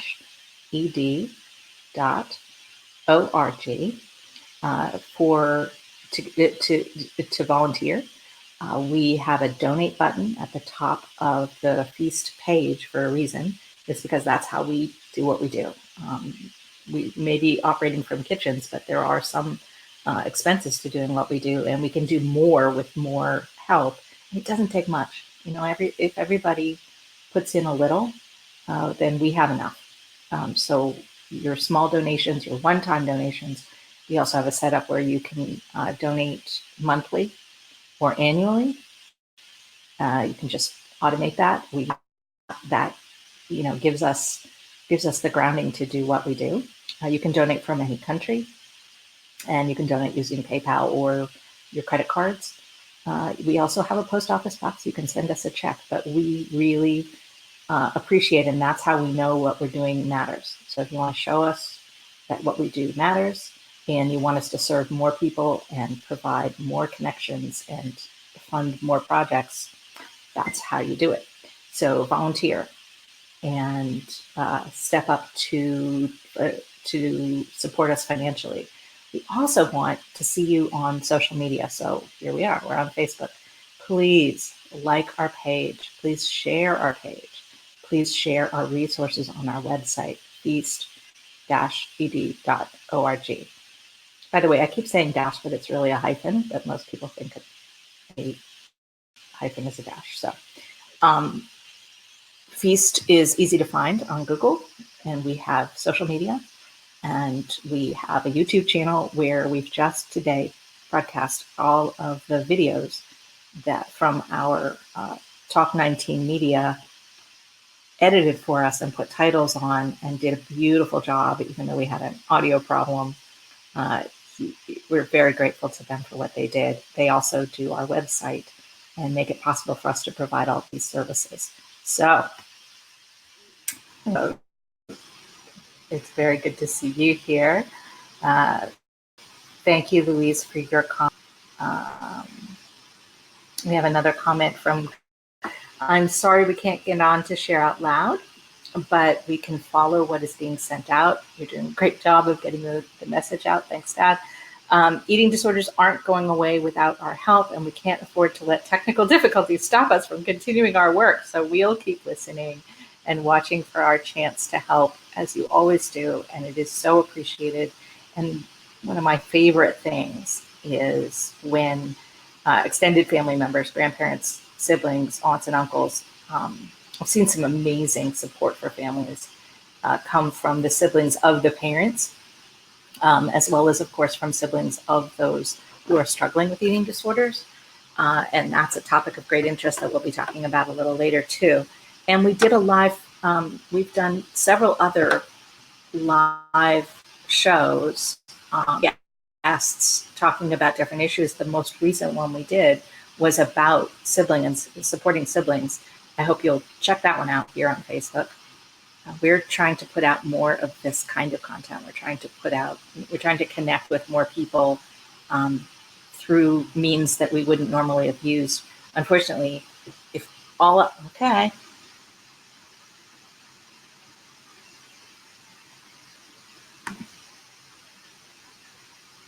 How about you, Vicky?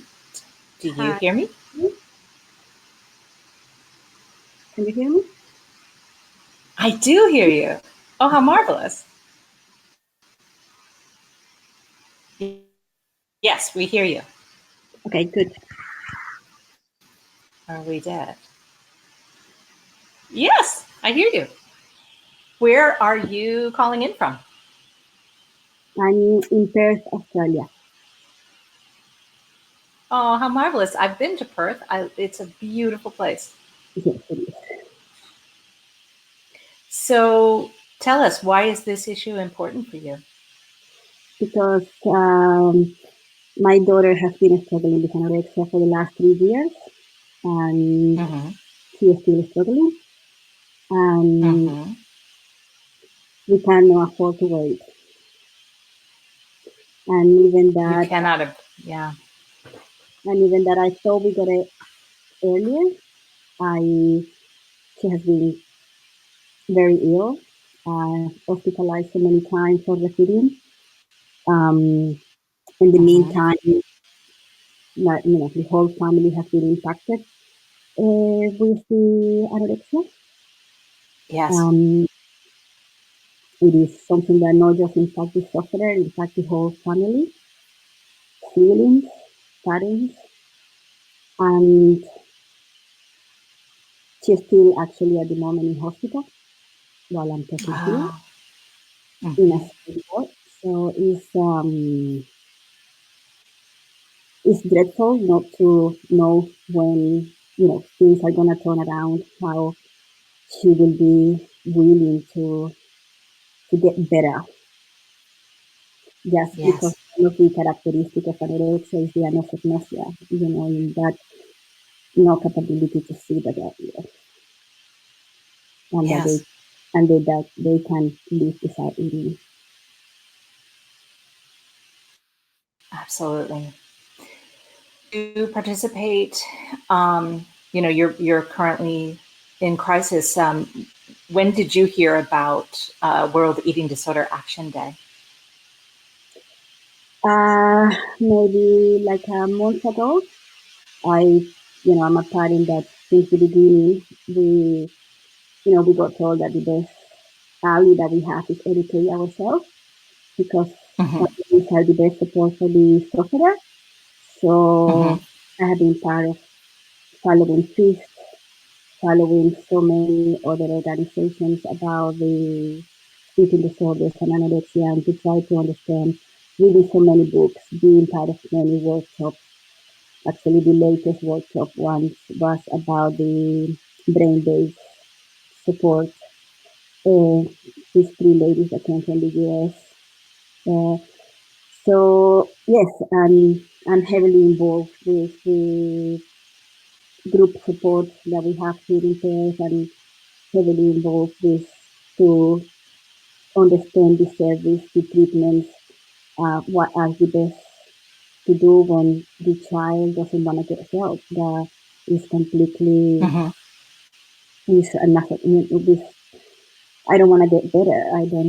I am okay. That is one of the most horrible part of the illness. And it is 3 years and I'm still waiting for that. I think we are kind getting to there, but one of my main concerns is that the gap on the system between after 16 years old. So the hospital that has been seeing her has a entry until they are 16. They maybe can do some accommodation depending until they do the transfer to the adult service. But the adult service, there is a very big crack here in Western Australia to treat 16 years old and over, especially when they need to be on mental health act. Yeah. Oh, yeah, so much. Well, I really appreciate you being part of this, and I think your story matters, and that sharing our stories really is the way forward. So let's all support each other personally, and let's support each other in our advocacy. And thank you so much for adding your voice to this broadcast. And I'm here, and actually with her permission. So I think I'm starting to see the light of the tunnel, because for her to say, well, you're allowed to talk about it, you're allowed to say that you have a daughter. Yes. So that, I think, is just something that just is giving me hope that it's going to get better. And I know it's still a long journey. And I'm glad that FEAST exists there, because when we are struggling and we are, what do I do to just get out of hospital? She's now home. How we can keeping them alive. Right. Yes. Okay.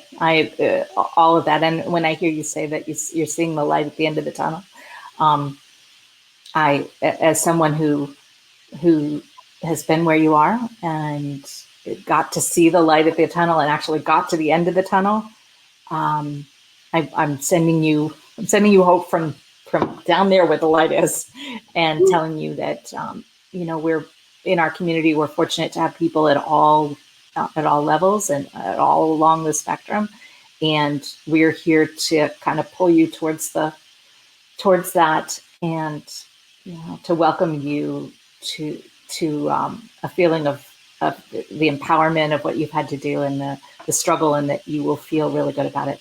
And we'll be here. Thank you. No, thank you for all this. Thank you for this movement today. And I really appreciate. I know here in Australia we are getting into the end, but I will keep following all the other moms and carers and that are around the world doing the best that they can, or the best that we can to, to be that marvelous carer of. I know has taken long for me to navigate in that dolphin carer and that San Bernard carer, and I'm still doing training with the Butterfly Foundation and and any workshop that is there. But I know that all the love that I have for my daughter is not gonna be enough.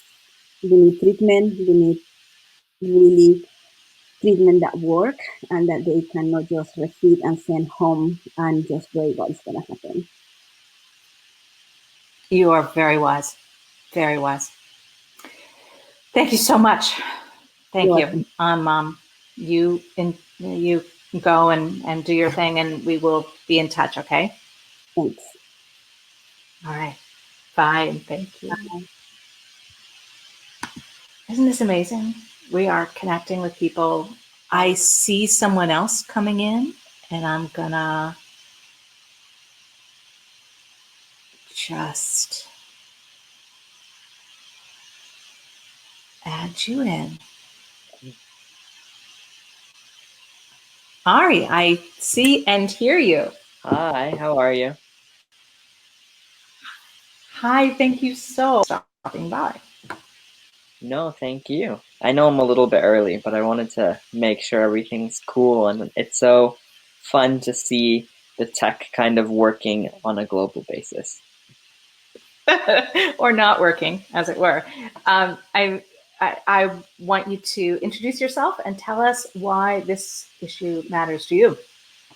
Yeah, so my name's Ari Maharaj. I'm the National Eating Disorder Information Center in Canada's Outreach and Education Coordinator. So what that means practically is I'm often the one out in schools or talking to healthcare providers or talking to parents about eating disorders or about eating disorder risk factors, talking to kids about body image, talking to kids about diet culture, but also talking to professionals about the need to include eating disorders at the table and truly why eating disorders can't afford to wait. Over in Canada, I feel like we've had some shift in the national conversation about mental health. Um, we've started to do a lot more, especially with the depression and the anxiety, and we've had some like national initiatives that really help with that.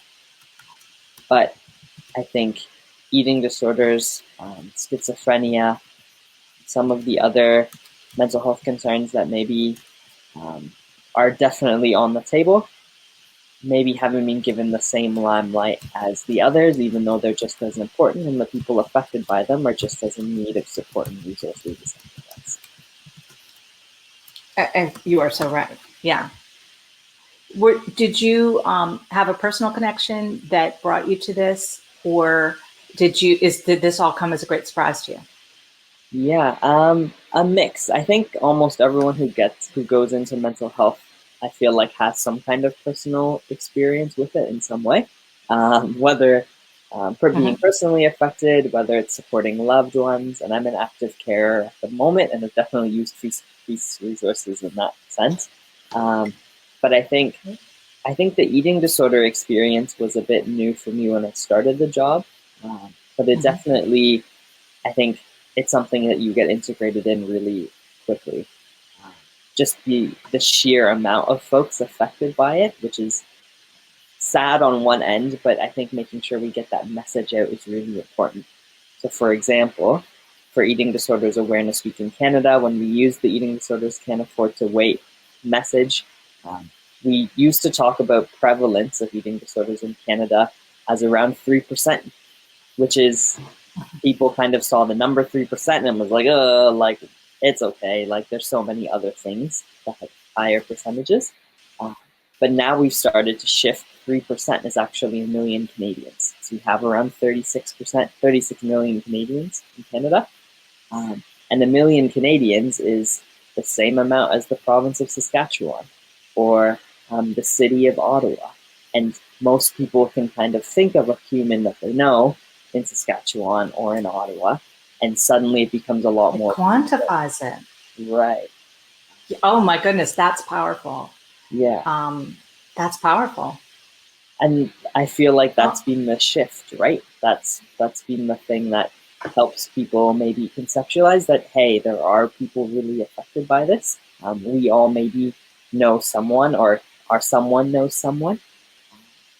And I think that helps bring it to the table, both in like a personal and emotional way for people, but maybe also a way to mobilize them into action to try to give people the equitable care that they deserve. Theme of the day, right? It's you know, if they feel that urgency, if they feel that connection with it, they will understand why we cannot afford to wait. Right. Yeah. The urgency is the helpful part, hopefully. Yes, we hope so. Not just alarm, but action, and what you're doing is part of that, being there and that action. And you're involved with Eating Disorder Action Day, which is a pretty exciting thing. Is this your first year being involved? So this is my first year personally, but NEDIC's been involved since the conception. We're really happy to sit on the steering committee and to really let people know that I feel like, especially in this field, sometimes people maybe, because it's so hard to take action sometimes on really tangible ways, people may think that there's potentially like twiddling of thumbs or like how little control do we actually have about what's going on. And what we really like about this day is that it helps people know that there are tangible ways that you can take action. Whether that's like a conversation with a loved one, whether that's sharing things on social media to let people know that there is support out there. I think we'd all love to be able to say, here's $150 million for treatment programs, and that would be wonderful. And that's something that's really important, and a piece of action that's really important. And there are folks like us and others who are out there fighting for that. But we want to make sure that each individual person knows that there's a piece that they can do too, and it's also important. So we're happy. Oh, I love it. Yeah. So I want to warn everyone that we're going to be switching over to the second video in a few minutes.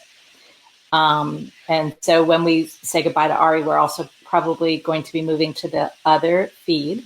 You can watch this one taped for, it'll be online for good now. So you can see this conversation, and then we're going to start the second half of our show. It'll also be available on our Facebook page, and it's also available on the F.E.A.S.T page. But you may have to switch screens. I'm just warning everybody. And for the guests, you will use the second link and not the first link if you're going to be joining us. And we're going to be sending out a different link for you to get onto that one. And we're sorry, it's endlessly endlessly fiddly. But the fact is, using these tools, these inexpensive, widely spread, ways of reaching people, sometimes takes a little fiddling. And we love your patience, everybody, with that. And we love having you involved. And Ari, thank you so much for being here. No, thank you for having us, and thanks for really trying to champion getting this information out in an accessible way to folks. That is what we do. We love it. Thank you to Nidek and to you. I'm going to let you go.